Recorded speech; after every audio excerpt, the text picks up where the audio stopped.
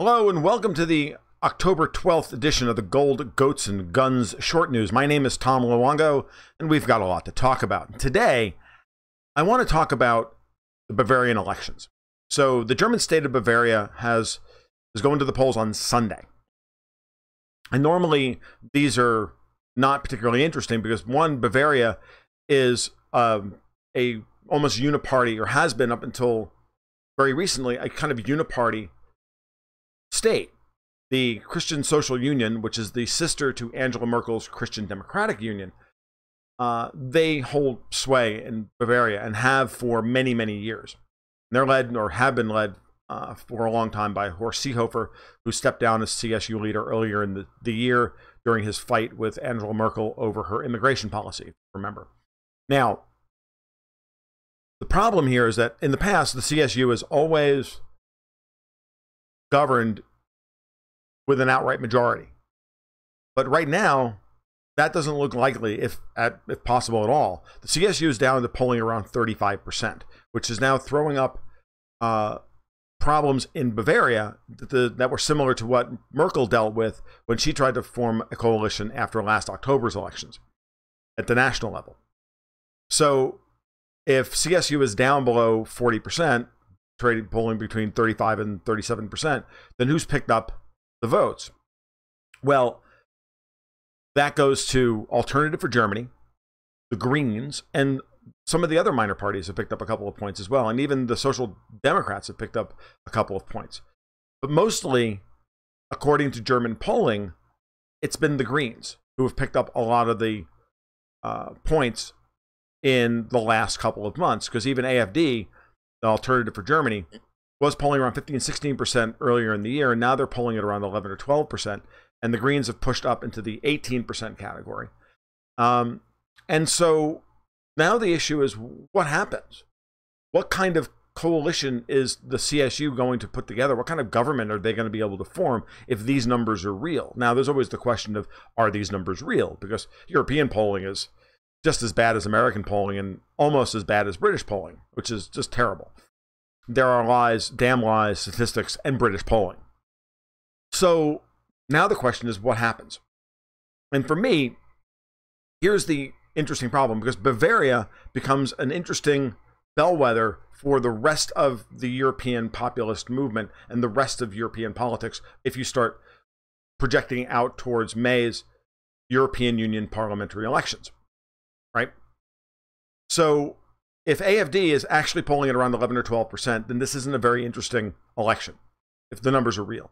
But if AfD is actually polling closer to 15 or 16%, and the Greens are polling at around 11 or 12%, now the CSU has a problem, because AfD is closer aligned politically with the CSU than they are with almost every other party in Germany. But the AfD is the official opposition party. They're the bad guys. They're not Eurocentric. They're the bad guys. And everybody in Germany has said, we won't work with the AfD. They're too radical. They're Nazis. They're not. They're just a little bit farther to the right than the CSU actually is. It would actually be a really good coalition for German voters if there wasn't the problem of the German political elite and establishment, which is the problem. So if no other party can come up with 15%, then the CSU has to start going into the minor parties like Der Linke or the Free Democrats or the Greens or the Social Democrats, and all of a sudden now they're putting together kind of compromise grand coalitions that are kind of like the one that's Merkel has in the national level. And those are unworkable, and certainly they're not workable in conservative Bavaria. And Bavaria is the most important state in Germany from an economic perspective, and this is the problem. So now what? It's very important to see how this shakes out, because this has effects on what's happening in Italy with Italian budget talks with the EU and the populist coalition there trying to forge a better deal for every other country in the EU other than Germany, is kind of the way to look at it. Because the Italians are dealing with an unfolding sovereign debt crisis. They're dealing with an economy massively undercapitalized because of the overly strong euro for them. And so the euro is too strong for Italian labor, but it's too weak relative to German labor. So the Germans have this massive economic advantage, and pretty much everybody else in the EU, all of the major economies, major producing economies in the EU, and I exclude like Denmark and the Netherlands, which are mostly banking states. They're all at a massive disadvantage because their labor is massively overvalued by the euro trading at $1.15. So that's why they can't get out of their way. That's why they can't grow their way out of their debt. That's why their debt continues to increase. And they can't cut government services without cutting taxes. And the EU and Germany and the Troika, the IMF, the ECB, and the EU do not want them to cut taxes. They want to ensure that they can pay their bondholders and ensure the tax receipts are high enough to pay the bondholders, because, of course, the bondholders have to be paid in full, even though they're complicit in the contract to sell that, to buy that debt, as the Italians were to sell it in the first place. And the only reason the Italians have been able to sell debt on the market for the last 7 years is because the ECB has been buying it. So in my mind, this is like a loan shark, the ECB is like a loan shark saying, you will pay us back in full and you will issue more debt. Because the Italians can't cut their budget any more than they can without having a real political revolt. And so that's the problem. And I know some people watching this will disagree with me. Certainly, I've had many German critics disagree with me on this analysis in the past. But it's very true. It's very important. And Italy is too big for the Troika to play hardball with, like they did with Greece in 2015. And Italy is the third biggest economy in the European Union. Okay. If Italy were to leave the euro and reissue the lira and repudiate some portion of its debt and be willing to pay service their debt in newly denominated and massively devalued lira, Italy would take off like a shot. The Italian economy would, especially with the current budget proposal from the League /Five Stars, that coalition, the Italian government, the Italian economy would take off like a shot. I'd be in there buying the Italian MSCI ETF like with both fists if that were to happen. So make no mistake, Matteo Salvini, the head of the League and really the political leader of Italy right now, understands the situation. When you owe the bank $1,000, it's your problem. When you owe the bank $1 trillion, it's the bank's problem. And Salvini understands that. And he understands it so well that he's playing the political game of trying to sell the Troika as the bad guys to the Italian voters who were still squeamish about leaving the euro.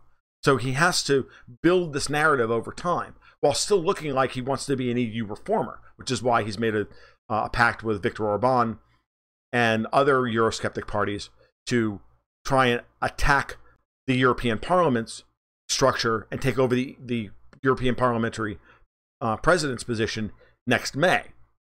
That position currently held by the odious Jean-Claude Juncker, the man who famously said that when things get serious, you have to lie.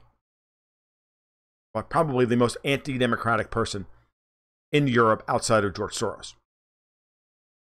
And ultimately, all of this then folds back on Merkel, because if the CSU loses here and is forced into an ugly coalition, either with AfD or with the Greens or somebody else, the CSU leadership is going to be like, oh, we're done with this being a party, the redheaded stepchild in Angela Merkel's patchwork government that's all about making the EU rich and destroying German sovereignty. That's just not going to happen anymore.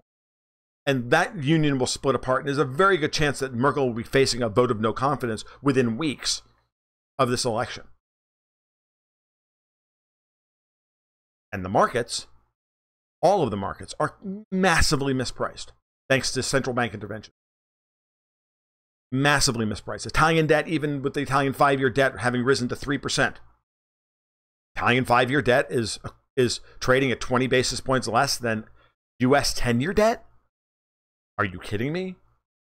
Really think that those two things are equivalent? I don't. And no rational person does. And the truth of the matter is that Italian 5-year debt should be trading at 10%. And German 5-year debt should be trading at 7%. And hell, US 10-year debt should be trading at 5% or 4.5% or more. The markets are massively mispriced. Stock markets are overvalued.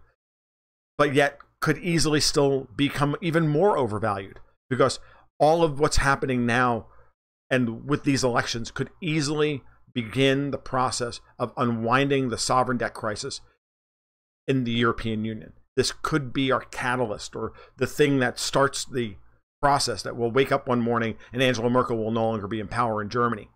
Or the Italians will say they began issuing new lira against all EU rules, and the EU is now taking them to court and threatening to invade them with, I don't know, with Juncker's wine collection or whatever. I don't know. Something is going to happen, and that's the ugly part.